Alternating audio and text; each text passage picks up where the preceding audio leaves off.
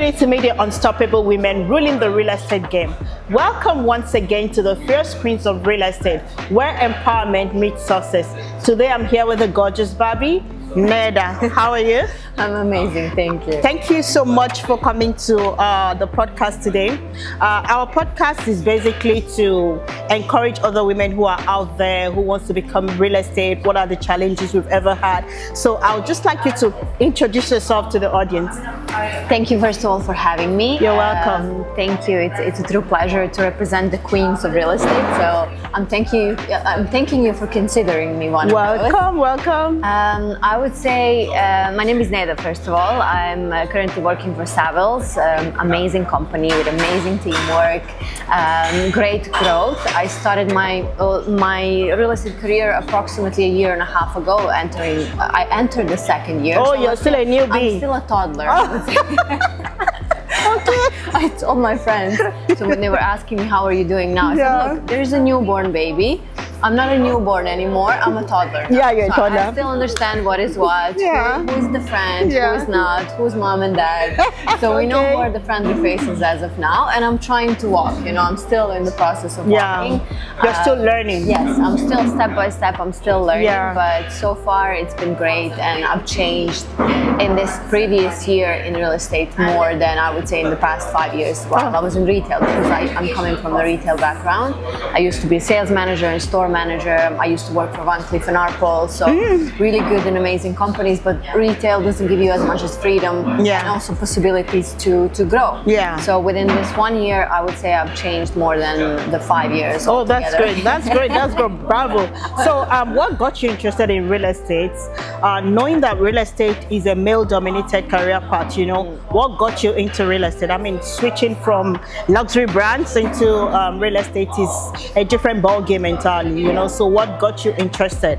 To be honest, I wasn't even thinking is it male dominated or not. I was thinking more of where do I fit as a person, what do I like to do.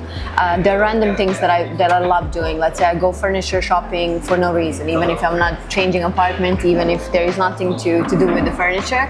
It calms me down, it gives me inspiration, it gives me space to be creative, and then even thoughts of, oh, one day I'm gonna do this, or one day I'm gonna do that. So these are the random skills, I call them, and I'm like, okay, where else I can use this? And I was thinking of all the management skills, the communication skills. I studied journalism, I used to work on a radio, so I'm good with people, but I'm good with this, and the management, and the task organization. So I started putting everything on paper, and eventually I said, this seems like a real estate agent.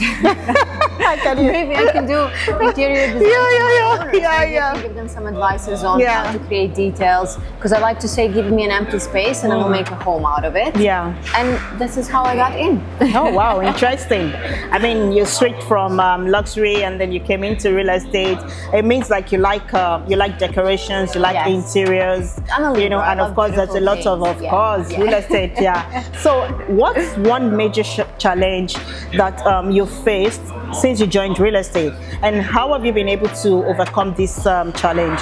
I would say the main challenge was not knowing that salary is coming at the end of the month. Because when you are in any kind of salary-based industry, you get used to that feeling of 27th or 28th, my salary is gonna come. Am I sick? Am I traveling? Am I working? Am I not? At least you can plan, something is coming and you know specifically that it's gonna come on that day. And then real estate comes and you're like, oh, I have no idea when. Also, you didn't know that it was strictly commission? Of course I knew. But the first moment when you experience it, when you have, let's say, deals in pipeline, you're like, I'm crashing it. I remember when I just started, it took me, 3-4 days to get my first listing. So I'm like, yeah, amazing, I'm doing great. It took me maybe 3-4 weeks to close my first deal. But that's good. I mean, 3-4 weeks is good. This is good. This is gonna be easy.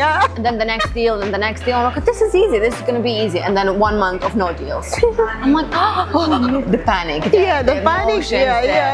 Should I do this? Should I continue? Should I come back to retail? I had all the, roller coasters of emotions. Exactly. So I would say the biggest challenge was navigating those emotions and being in a state of mind where when you're up, you're you're okay, when you're down, you're okay. That was the big like you just need to balance the emotions, you know. Absolutely. You know, at a point it looks like you have anxiety, you have panic attacks. You know, sometimes you're sleeping in the night and then you remember that, oh, is this guy going to sign this contract or not? And then you just wake up and then you can't sleep again and you're praying, please let me sleep. And I'm also dreaming about it. I go to sleep and sometimes I resolve things in my dream. Yeah, I know. I wake up, once I messaged one of my owners at 7 a.m. because I remember something. I'm like, let's do this, let's do that.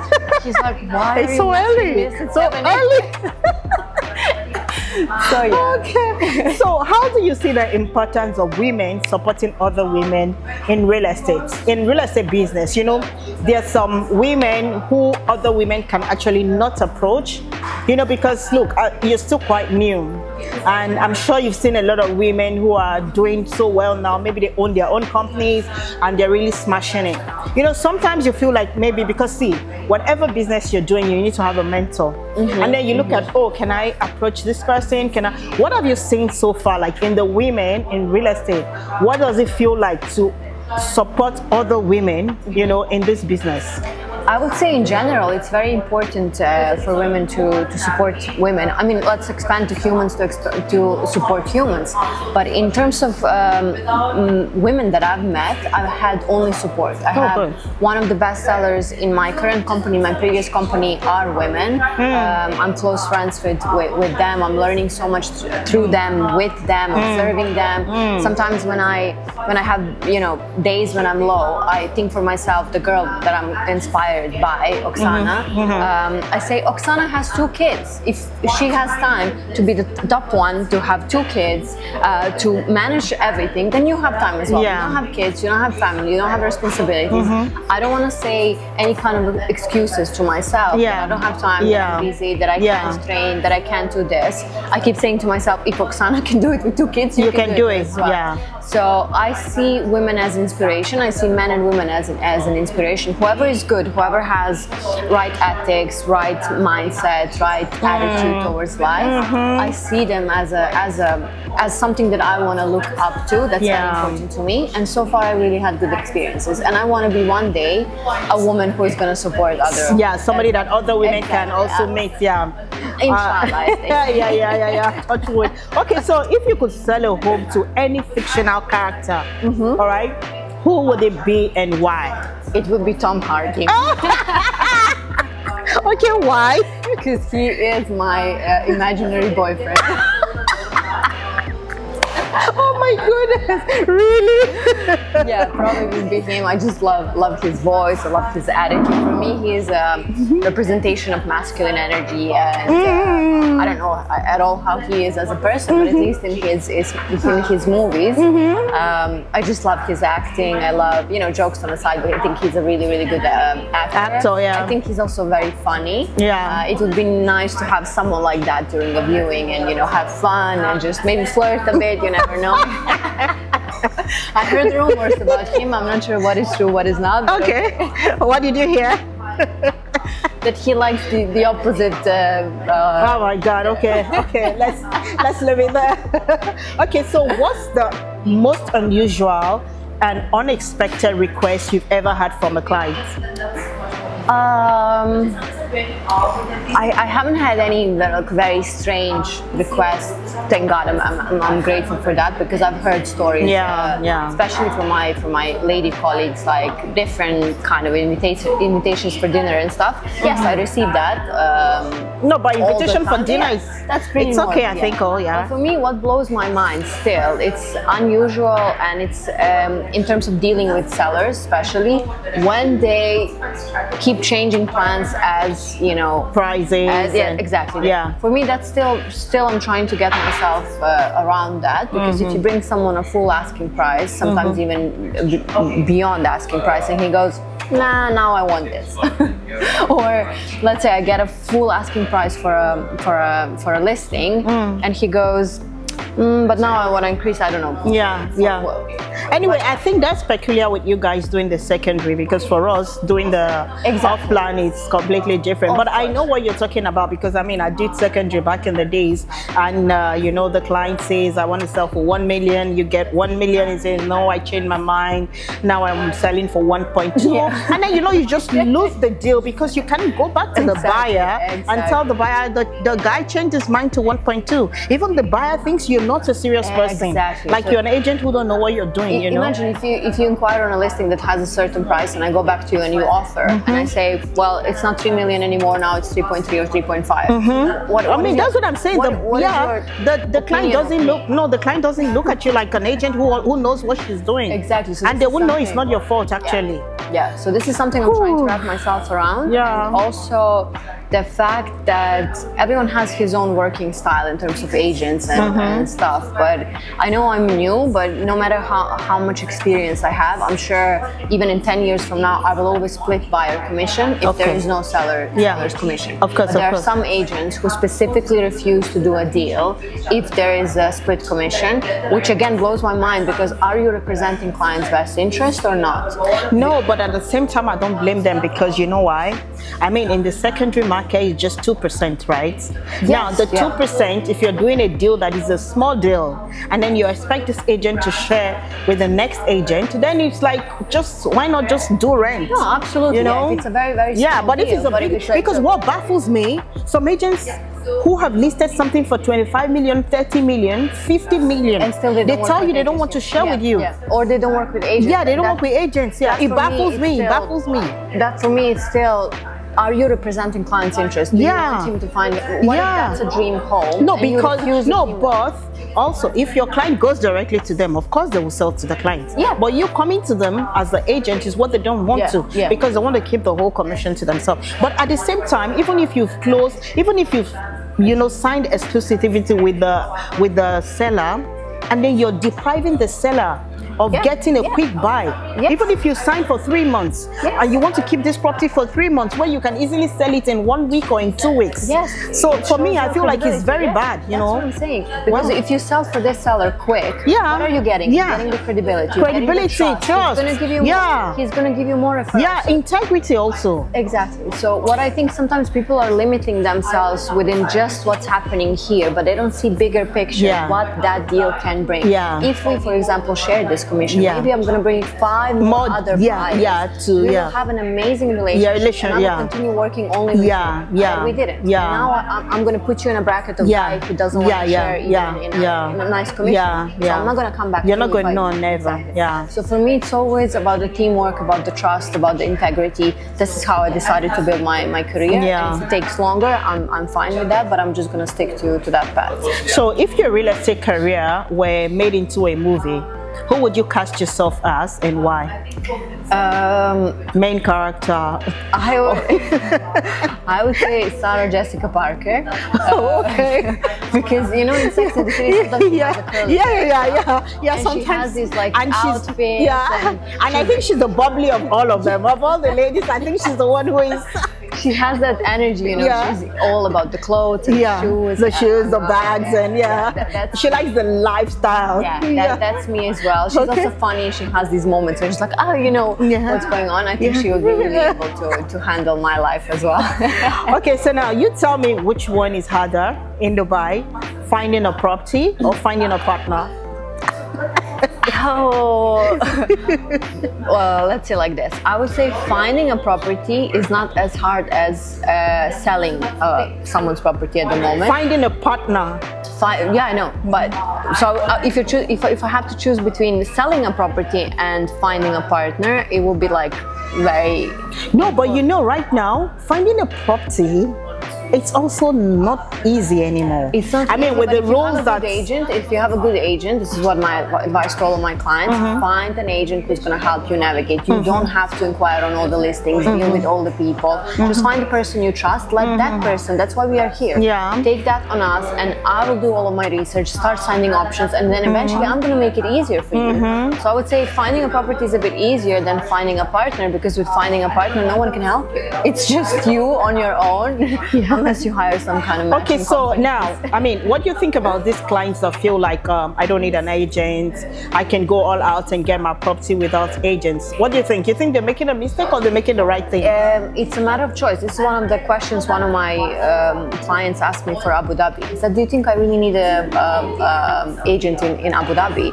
And I said, look, do you want to deal with all the inquiries? Because it's going to be tons of agents asking you about the property, a lot of fake viewings, a lot of you will experience you will experience what the real estate means and all the side effects of being a real estate agent. Do you have all the on the ground work that the agents do? Because you know these clients feel like agents are not doing anything. They're just getting the money. Exactly. You know, but they don't know we put in a lot of emotions.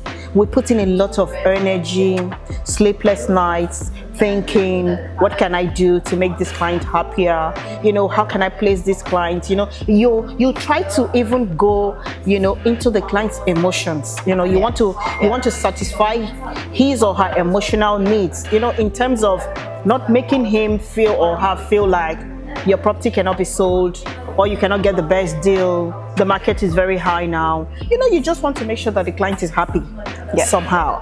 So for me, I feel like clients who think that the agents are not doing anything, I can do it myself, I think they get stuck along the way and then they come back, you know, to getting an agent to do. Which is actually, right? Sometimes they should just test to see how is it to be an agent, and they will come back running. You know, and then they know that the money is not up to the stress we take, you know. But my client said, no, you are right. He was thinking only in terms of someone maybe who is a buyer who doesn't have these 2% to pay.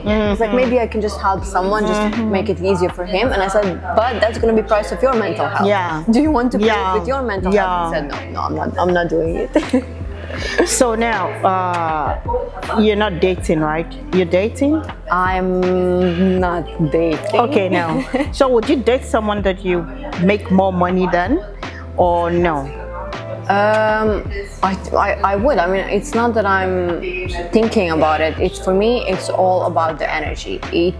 For me, it's if a guy can provide physically, emotionally, the protection, the stability, the safety. Be the man. Be the man to calm my emotions down.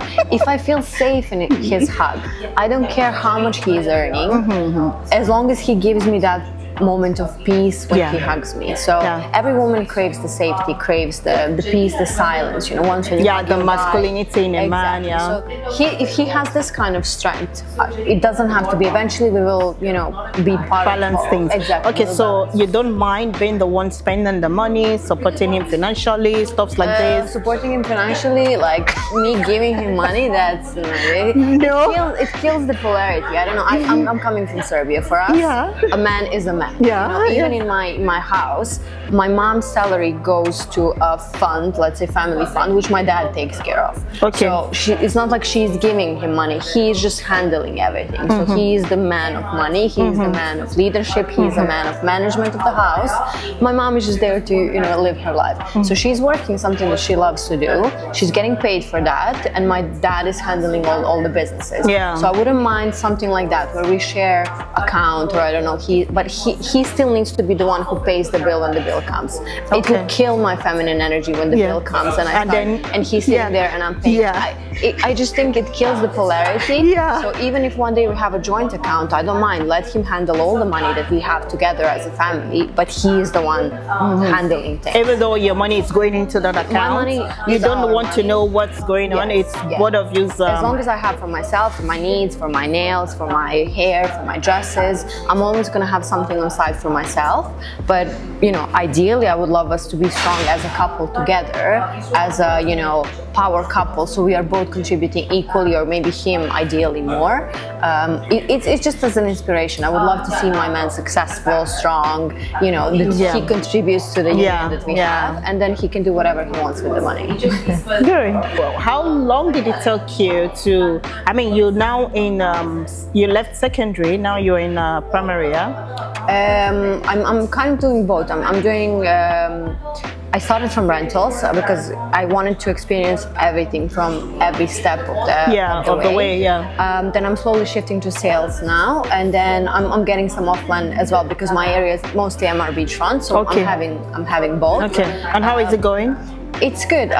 It's just, it's again ups and downs, but I would say that's the area that inspires me the most. So everything that it's around MR beachfront, a little bit marina. I have some listings from the Palm as well.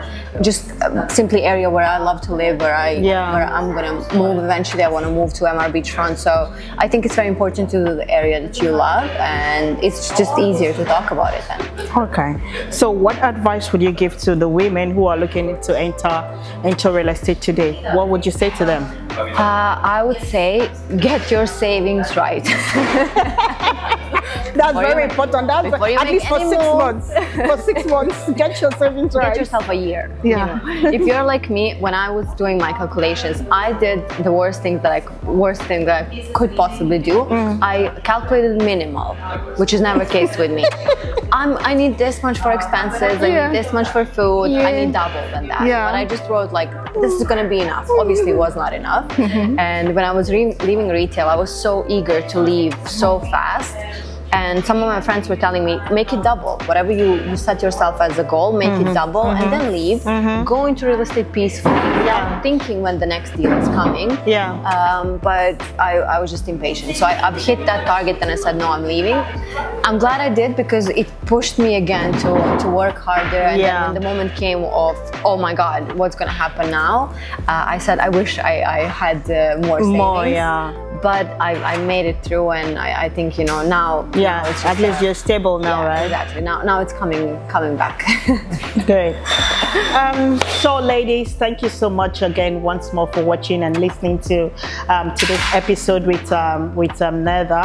I hope if you're looking to do anything with yourself as a lady, there should be nothing holding you back, because the women, we have power. We can do whatever we put our minds to do. That's one thing that God has given to us, like extra energy for the women. So whatever you want to do, don't look back, and always think about having a mentor. Whatever you decide to do, there should be a mentor that you look up to, especially somebody who has been on the same career path with you and you think you can learn from them. Also, if you need any advice or anything, Neda is there. She's with Savlis, and she will always listen to you and even to myself as well. If you need any advice to your career and you need somebody to talk to, a shoulder to lean on, as women who are here for each other, let's see ourselves at the top.